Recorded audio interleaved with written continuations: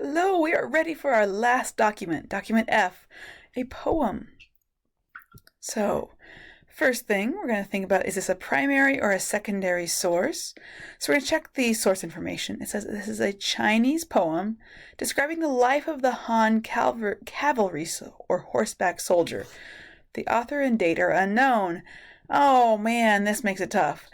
But when we look at the source, and we'll read it more closely later, but it talks about we fight, talks a lot about fighting north of the wall, south of the wall, and remembering the soldiers. It sounds like one that was probably written about the time, and I'm sure there's actually a little bit more information than they give here, but it's hard to write in one sentence. So this one we're going to consider a primary source, even though it's not entirely clear which date it was written, but a primary source because it seems to be written by someone who was alive at the time that the wall was being built or was being used as part of the protection against the Xiongnu. So you're going to be scored on this about, can you use a primary source to explain the actions, beliefs, or life practices of an individual or group of people? So can you explain what the Chinese people were doing and what they believed, what they thought about it? So we're going to be using that to think about the costs and benefits of the Great Wall of China. So first of all, I already said it was a cavalryman that the poem is about. Cavalry are the soldiers who fight on horseback. So this is a Chinese statue. Looks like a wood carving maybe, but I'm not positive. There wasn't a really good source information on it, but it is a statue that someone made of a cavalryman, possibly from ancient China. So we are looking at this poem, and you have to realize when we're looking at a poem as a source, a poem is a painting with words. So think of it that way. And here we have a painting by an artist. This is a Chinese impressionist artist named, I'm not sure exactly how to say his name, but I'm going to say it's Zhui Tu. And you see, it's not entirely clear exactly which spot is the beginning of his head. Is it here? Or does it go on further? Like, does his turban go on further? It's hard to tell. Where exactly does his body begin or end? And is this his beard? Or is that just some shadow behind him? That's the way poetry is. The details are not always clear. There are some details that are very clear, like his eyes are extremely clear. But a lot of the rest of it is what you're left with is more of a feeling than an exact picture. This isn't quite expository text.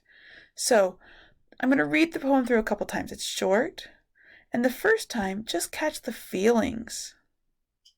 Okay, so here are some vocabulary words: corpses or dead bodies. Turbulent. It means it's disturbed, uneasy, violent. Turbulent, think of like a storm. The winds of a storm would be turbulent. Murky describes usually more water or trying to look through something that's kind of dark. It's very dark or gloomy.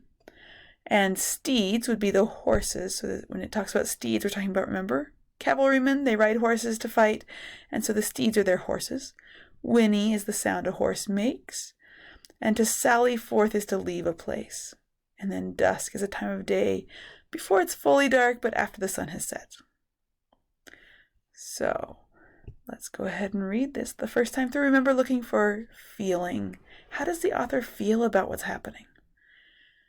We fight south of the wall. We die north of the wall.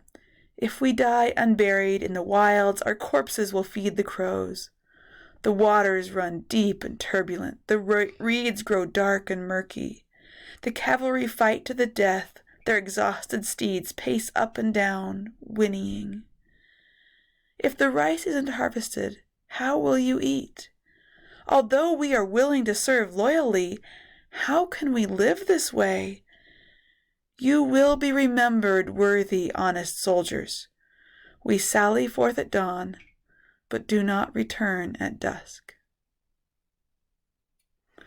So, is the author generally thinking this is a good thing or not such a good thing? There's actually a question number 3. You can start to answer that one already if you want, or you can wait. So I'm going to read it again. And so we have, this poem is describing the life of a Han. So we said it's a cavalryman, but remember, cavalryman is a soldier on horseback. And now we're going to look at more at the details. Looking at the sides of the wall. What are they saying about the wall? And then, well, let's take a look at the rice harvest. What does that mean? All right. So reading it again, and this time I'll stop and explain a little bit more. We fight south of the wall. We die north of the wall. So those first couple notes are just about that.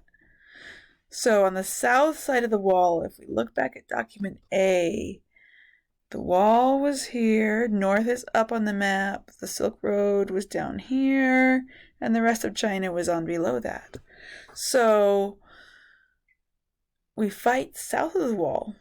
Sounds like the Xiongnu have gotten past the wall. We die north of the wall. Sounds like they're fighting both places. Maybe more likely to die on the north side. So maybe the wall helped. But they're fighting both sides, so I don't know. That's not quite clear. If we die unburied in the wilds, our corpses will feed the crows. The waters run deep and turbulent. The reeds grow dark and murky.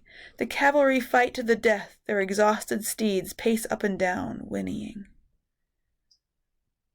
So that first half talks about people fighting. Seems like there's a lot of people dying in that case. Okay, so how does the author feel?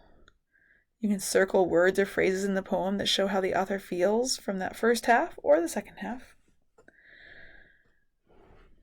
And let's go on and look at the next part. If the rice isn't harvested, how will you eat? Although we are willing to serve loyally, how can we live this way? You will be remembered, worthy, honest soldiers. We sally forth at dawn, but do not return at dusk. So to sally forth means to go out. So at dawn, the soldiers go out, I assume to fight, but do not return at dusk. So what's happened to them? If they don't return, All right. So remember, the impression here, the feelings, is just as important as understanding the exact details. So it's more important than understanding the exact details. This one is a primary source that helps you understand how people were feeling about things. Did this author think the cost was worth the benefit? Is this more about costs or benefits? I would find several costs in here for sure. Now, one thing, rice and harvesting. It's not really clear here, but let's see. Is a soldier going to be the one harvesting rice? Probably not. So there's connection to other people there. And there's some evidence, according to the teacher's notes, that it would affect both the people who lived up by the wall and also possibly the people farther south in the main part of China. If there is a famine where rice is not harvested, because remember, the soldiers are going to be coming from the southern parts of China, the parts farther south at least. And so if the soldiers are fighting, are they there to harvest the rice? Are they at home to help with harvest? So be thinking about that. This is an important document, but it is one that is not super easy. So go with what you can. It's one that might help you out when you're trying to write your essay. We'll see how helpful it is. So make sure you write down the costs. What is it that is being given up? What is being lost here in this poem? And also, what do the people not like? And are there any benefits? If you can't find any benefits, that's probably okay. These last two documents very much are about the costs of the wall and fighting, right? So, on that kind of downer, this is the last document. Good work. Finish up. Make sure you've gotten all the documents finished when you get this one done.